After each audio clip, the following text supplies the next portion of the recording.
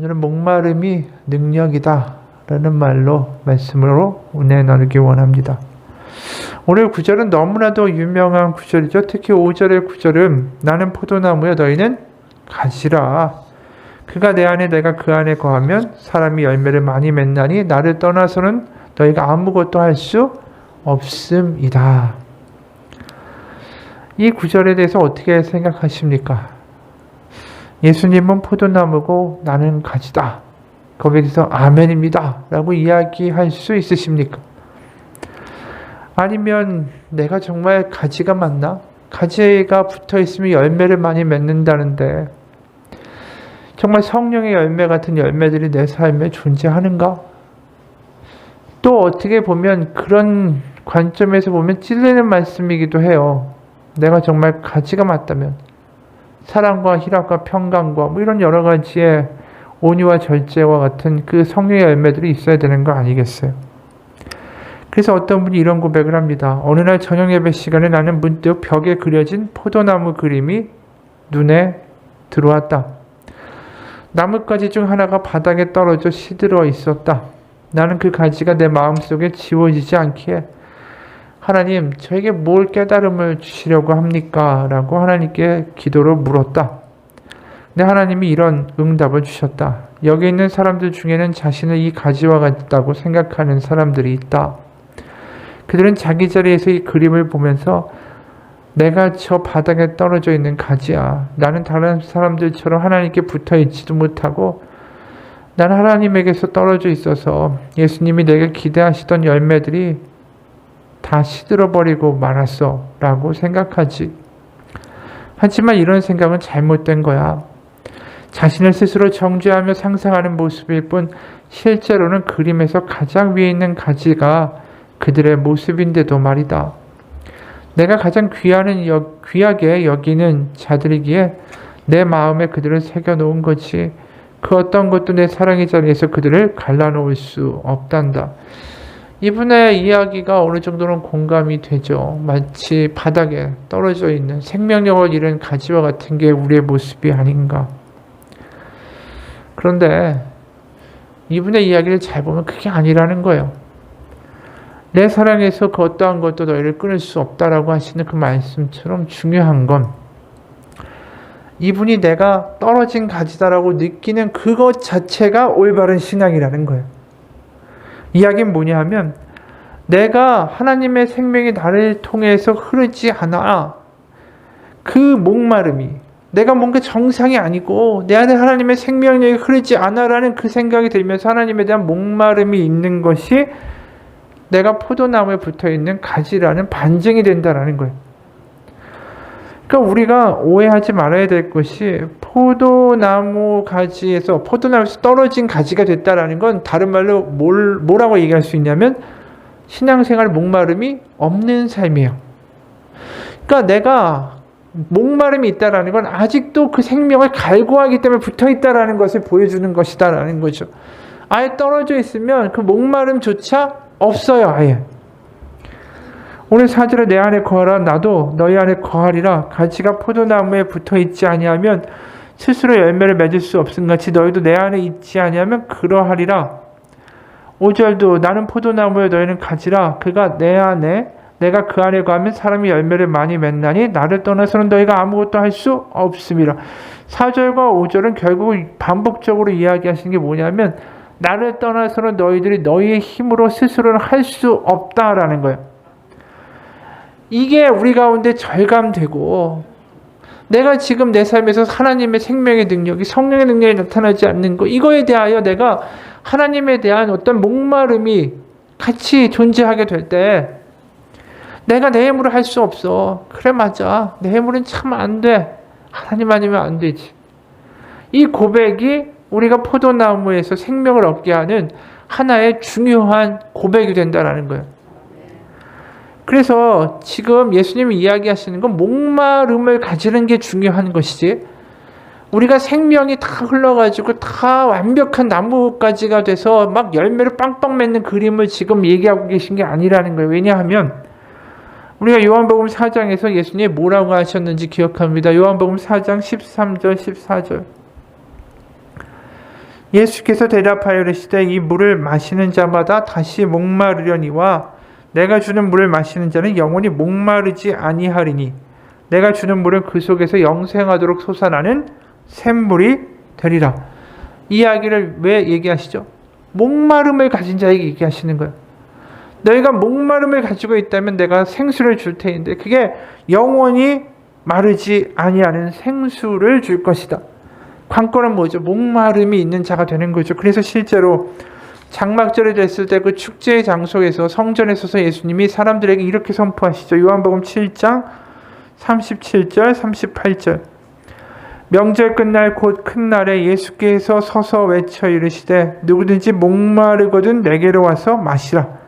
나를 믿는 자는 성경의 이름과 같이 그 배에서 생수의 강이 흘러나오리라. 이 말씀의 초점은 어디 있죠? 목마른 자가 되면 복받는다예요. 결국 목마른 자가 되기만 하면 된다라는 거예요. 그 다음의 일은 누가 하신다고요? 그건 하나님이 하시는 거죠. 목마른 자가 되는 게 포도나무 가지에 붙어있는 전부예요. 우리가 그 생명을 만들어낼 능력이 애초에 우리가 없으니까. 그러니까 우리의 가장 큰 문제는 목마름을 상실하는 것이지 목마름이 있다라는 건 더 하나님께 볼 때는 그게 선한 거라는 거죠. 그게 믿음이 있는 거예요. 그래서 이사야 55장의 말씀 우리가 알고 있잖아요. 55장 1절 3절 보면 오호라 너희 모든 목마른 자들아 물로 나아오라 돈 없는 자도 오라 너희 와서 사 먹되 돈 없이 값 없이 와서 포도주와 젖을 사라 너희가 어찌하여 양식이 아닌 것을 위하여 은을 달아주며 배부르게 하지 못할 것을 위하여 수고하느냐 내게 듣고 들을지어다 그리하면 너희가 좋은 것을 먹을 것이며 너희 자신들이 기름진 것으로 즐거움을 얻으리라 너희는 귀를 기울이고 내게로 나와 들으라 그리하면 너희 영혼이 살리라 내가 너희를 위하여 영원한 언약을 맺으리니 곧 다윗에게 허락한 확실한 은혜니라. 이게 뭐예요? 예수님의 이야기잖아요. 다윗에게 허락한 확실한 은혜, 바로 다윗의 후손 예수 그리스도를 통하여 우리 가운데 생수와 내 살을 먹으라고 말씀하시는 예수님의 그 이야기가 바로 지금 이 이야기에 오라는 거예요. 오기만 하면 된다는 거예요. 그럼 뭐가 돼야지 가게 되겠어요? 배고프고 목말라야 가는 거예요. 그렇기 때문에 포도나무에 우리가 붙어있다라는 거는 내가 목마름이 있다라는 뜻이에요.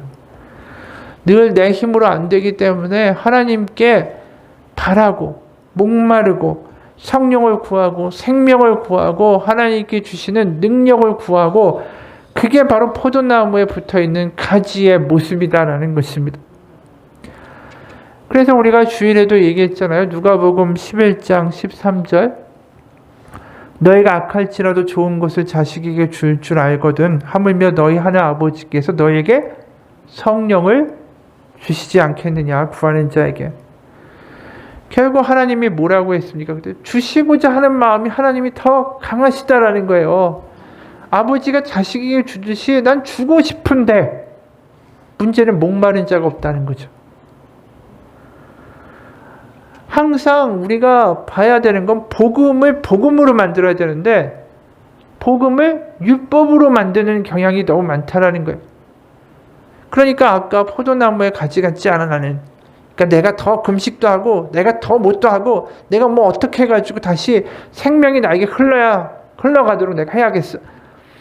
이런 어떤 행동적 차원이 아니라 복음이 되는 건 내가 줄일 때 먹여주는 아버지가 되신다라는 게 복음인 거예요.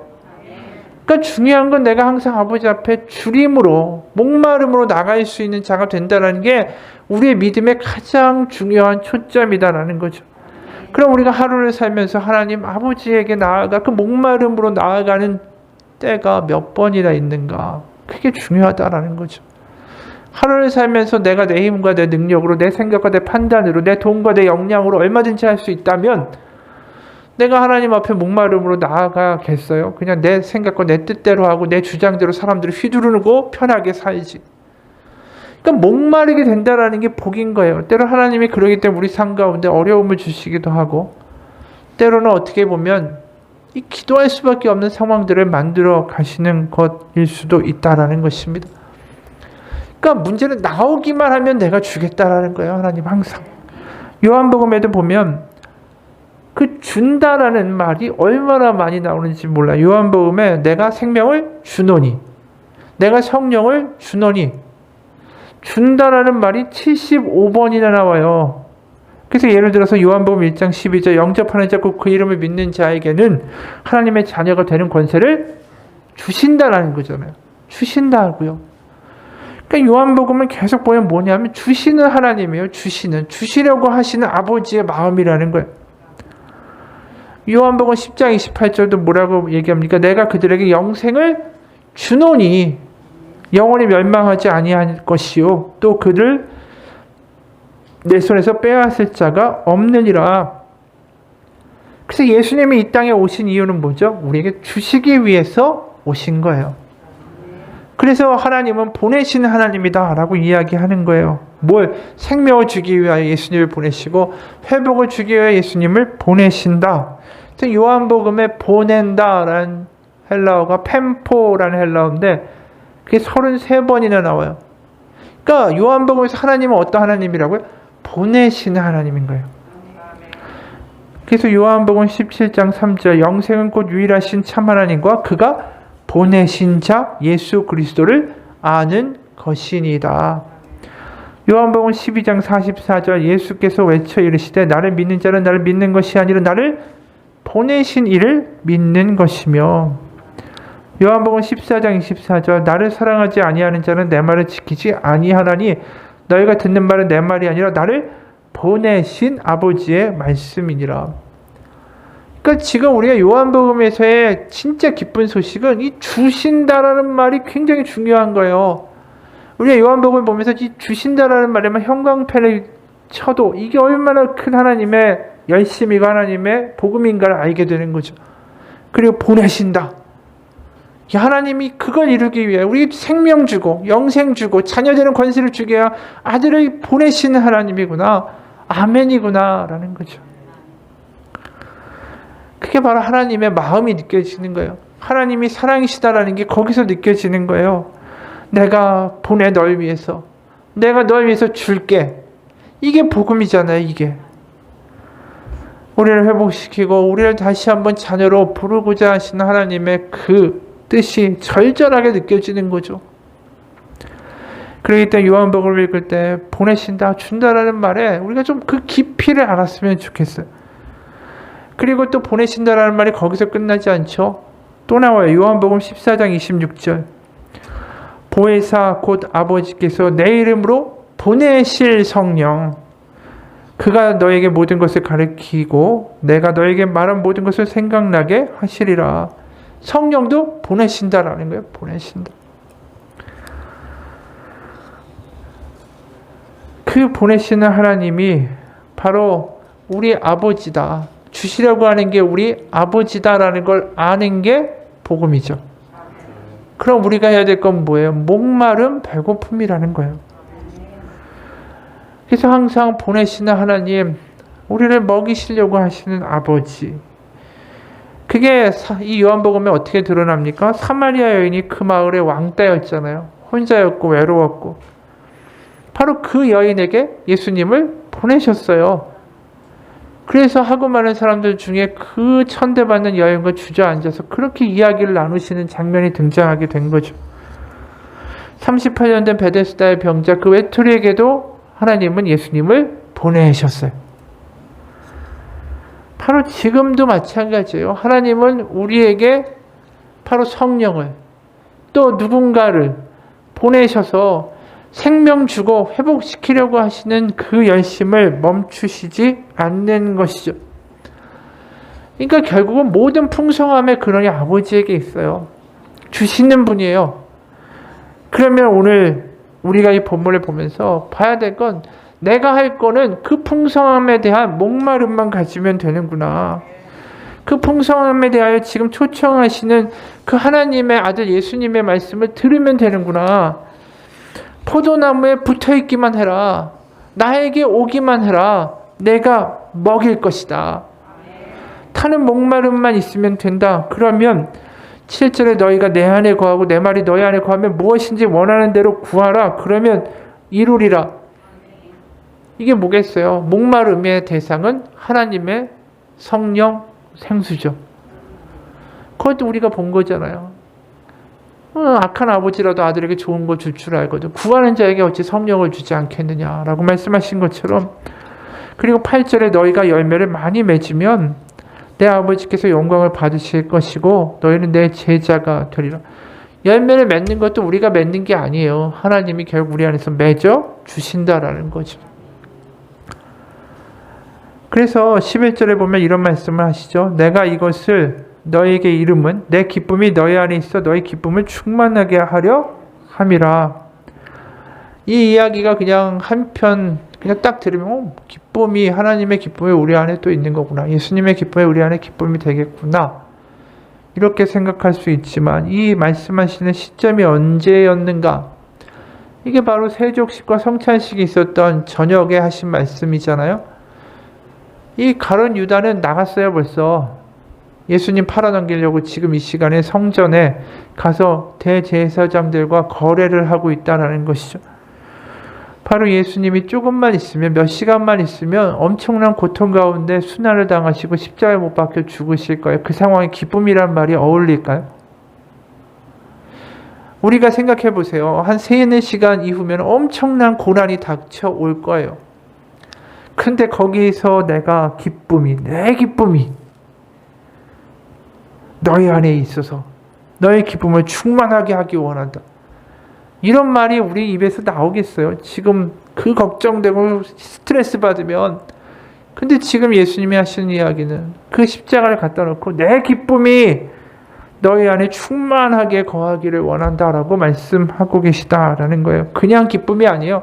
충만하고 아주 넘쳐 흐르는 그런 기쁨이라는 것이죠.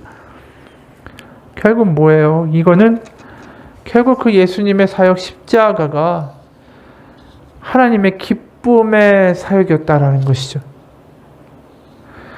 바로 그 십자가를 통해서 우리가 생명을 받고, 여기에 나와 있는 포도나무는 결국 뭐겠어요? 십자가죠.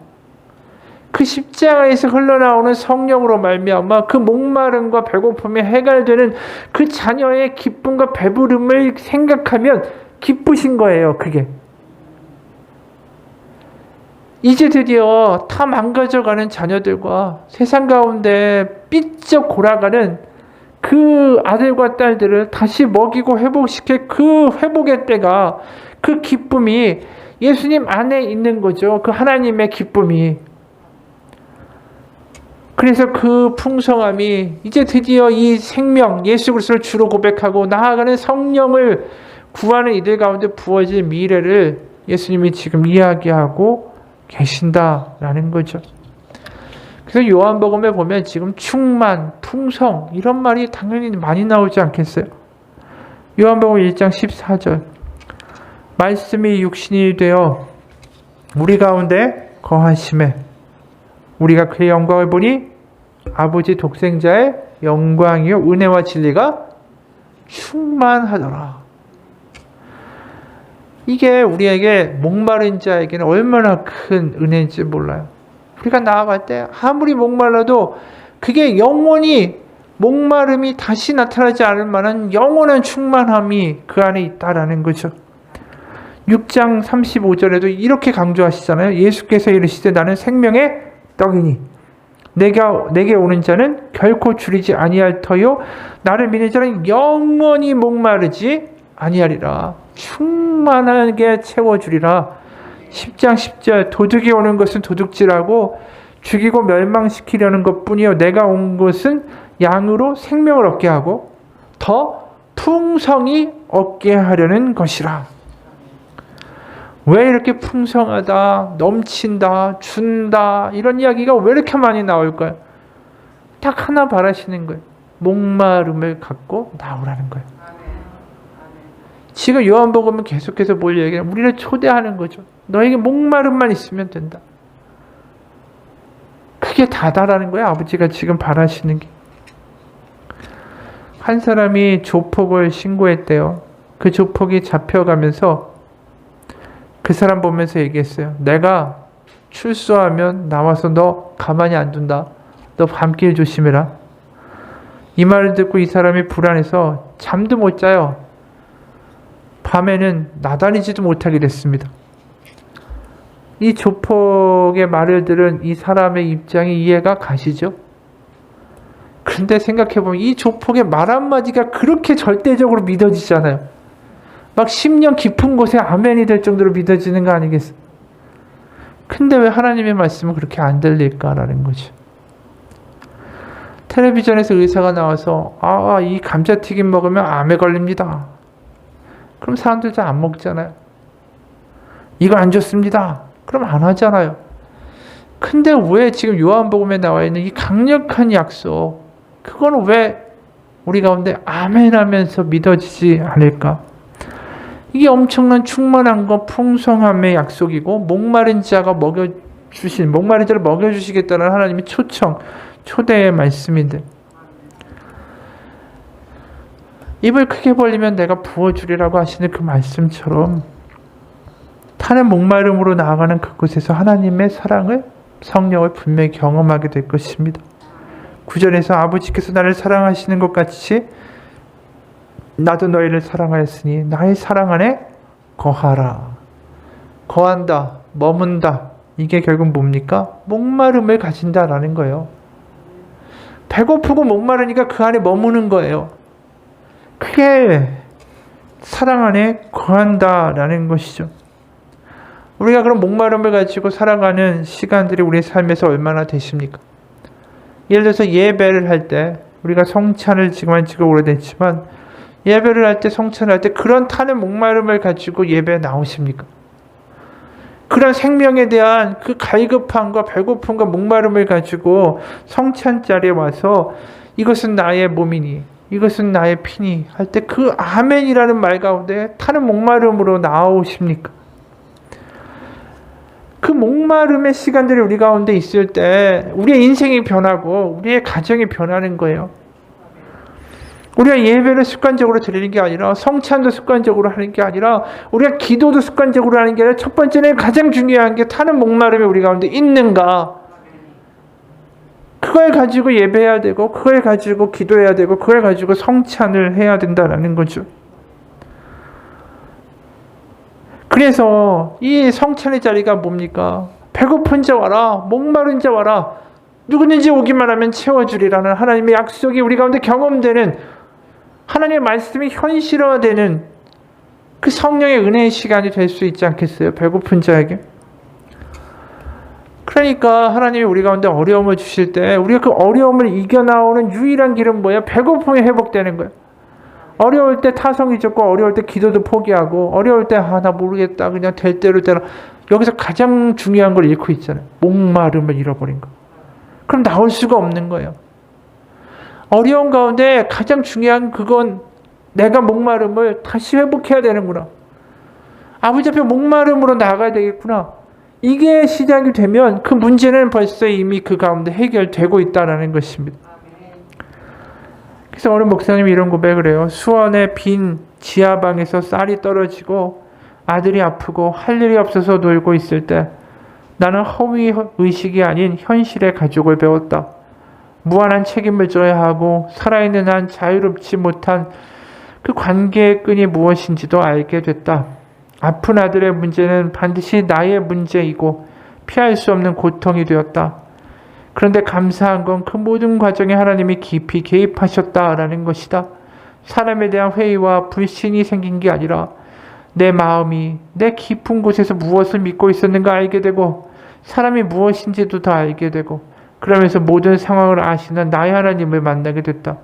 보일러 기름과 쌀이 떨어지고 세탁기가 없어 화장실에 천 기저귀가 산더미처럼 쌓이고 냉장고가 없어서 반찬통을 창틀 위에 올려놓았고 아들이 아파 수시로 병원에 달려가던 그 시절에 나는 나를 도우신 하나님을 만났다. 나는 그렇게 하나님을 만났다.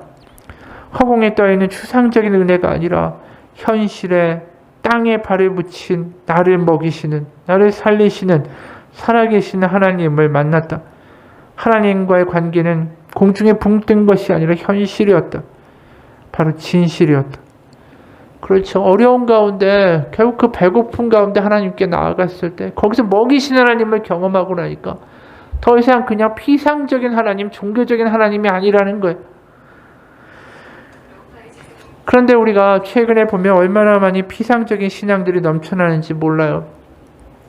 주일에 큰 교회 가보면 다 얼른 예배 드리고 가야지.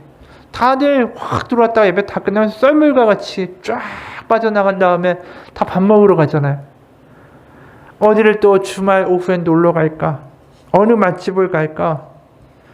그러면서 자신들이 예배를 드리는데 목마름이 아니라 육적인 뭘 먹으러 갈까에 대한 생각을 더 하면서 예배 드리는 모습들이 있는 거예요.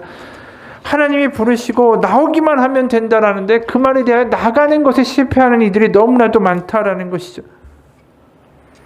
여러분, 우리가 피상적인 믿음에서 벗어나기 원합니다. 목마름이 있고 채워주시는 하나님을 경험하는 신앙 되시기를 축원합니다. 종교개혁자 마틴 루터가 이런 말을 했어요. 믿음은 하나님의 은혜에 대한 살아있는 과감한 확신이다. 너무나 확실하기에 또 확고하기에 바로 믿는 자는 자신의 인생을 걸 수밖에는 없다. 믿음은 하나님께서 우리 안에서 일하시는 하나님의 사역이시다. 그 역사는 우리를 바꾸시고 우리가 하나님의 자녀로 새롭게 만들어 가신다. 그래서 이 말이 중요하다. 믿음은 하나님께서 우리 안에서 일하시는 하나님의 사역이시다. 그렇죠. 우리는 목말라 하면 그 나머지의 모든 것들을 우리 가운데서 역사하시는 하나님의 사역이 믿음이라는 거예요. 김도 목사님이 이런 글을 쓴 적이 있습니다. 모든 문제에는 답이 있고 그 답을 위한 식이 있고 길이 있는 법이다. 살아오면서 수도 없이 많은 문제들을 직면하며 살아왔다. 앞이 캄캄하고 살 소망이 없어 보이는, 그래서 죽는 게 사는 것보다 훨씬 나아 보이는 그런 때가 나에게도 당연히도 있었다. 오늘 주의 새벽 너무 화나고 분한 일로 몇 시간 앞둔 설교가 가닥도 잡히지 않아 피가 말랐는데 밑도 끝도 없이 속에서 터져나온 찬송가 하나, 나의 갈 길 다가도록 예수 인도하시니 내 주 안에 있는 긍휼을 어찌 의심하리요. 믿음으로 사는 자는 하늘 위로 받겠네. 무슨 일을 만나든지 만사 형통하리라. 무슨 일을 만나든지 망사 형통하리라.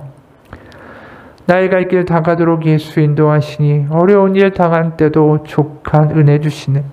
나는 심히 고단하고 영혼 매우 가르나 나의 앞에 반석에서 샘물 나게 하시네.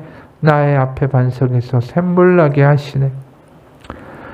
어려운 일 당할 때도 족한 은혜 주시네. 생각해보니까 맞았다.